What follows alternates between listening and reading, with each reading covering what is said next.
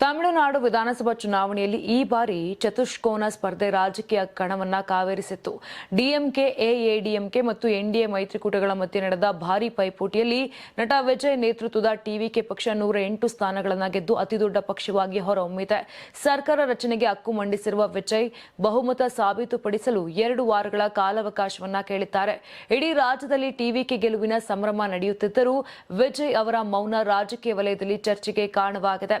ಇನ್ನು ಅಧಿಕೃತವಾಗಿ ಜನರಿಗೆ ಧನ್ಯವಾದ ಸಲ್ಲಿಸದಿರುವುದು ಹಲವು ಪ್ರಶ್ನೆಗಳನ್ನು ಎಬ್ಬಿಸಿದೆ. ಇದಕ್ಕೆ ವಿರುದ್ಧವಾಗಿ 73 ಸ್ಥಾನಗಳನ್ನು ಗೆದ್ದರೂ ಅಧಿಕಾರ ಕಳೆದುಕೊಂಡ ಎಂಕೆ ಸ್ಟಾಲಿನ್ ತಕ್ಷಣವೇ ಮತದಾರರಿಗೆ ಧನ್ಯವಾದ ತಿಳಿಸಿದ್ದಾರೆ.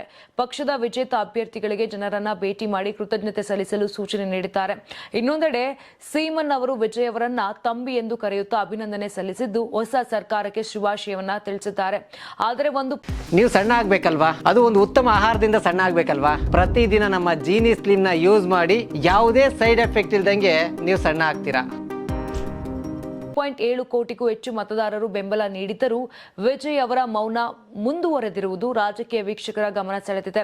ಕ್ಯಾಬಿನೆಟ್ ರಚನೆ, ಶಾಸಕರ ಬೆಂಬಲ ಮತ್ತು ಬಹುಮತ ಸಾಬೀತುಪಡಿಸುವ ತಂತ್ರಗಳಲ್ಲಿ ಅವರು ತೊಡಗಿಸಿಕೊಂಡಿರುವುದು ಇದಕ್ಕೆ ಕಾರಣವೆಂದು ಹೇಳಲಾಗುತ್ತಿದೆ.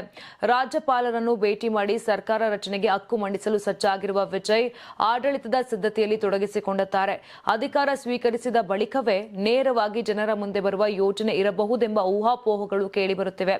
ಒಟ್ನಲ್ಲಿ ಭರ್ಜರಿ ಗೆಲುವಿನ ನಡುವೆಯೂ ವಿಜಯ್ ಅವರ ಮೌನ ರಾಜಕೀಯವಾಗಿ ಹೊಸ ಕುತೂಹಲಕ್ಕೆ ಕಾರಣವಾಗಿತ್ತು. ಅವರ ಮುಂದಿನ ನಡೆ ಜನರಿಗೆ ಧನ್ಯವಾದವೇ ಅಥವಾ ನೇರ ಆಡಳಿತ ಪ್ರಾರಂಭವೇ ಎಂಬುದು ಇದೀಗ ಎಲ್ಲರ ಗಮನವನ್ನ ಸೆಳೆದಿದೆ.